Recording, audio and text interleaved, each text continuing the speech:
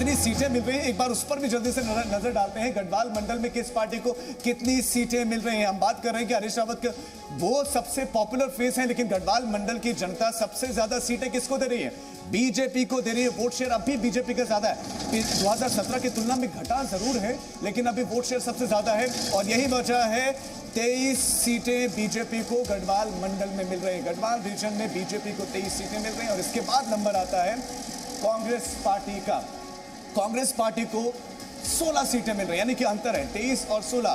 Congress party को 16 मिल रहे हैं, जबकि आम आदमी पार्टी को कितनी मिल रहे हैं, अदर्स को कितनी मिल रही है, वो डेटा भी आपके सामने आएगा। आम आदमी पार्टी एक सीट निकाल सकती है, वो कौन सी सीट होगी ये भी डिटेल में हम आगे बताएंगे आपको, लेकिन एक सीट आम आदमी पार्टी निकाल रही है ओपिनियन के हिसाब से, जबकि अदर्स को, निर्दलीयों को भी एक सीट मिल सकती है। ये इंटरेस्टिंग डेटा आदित्य।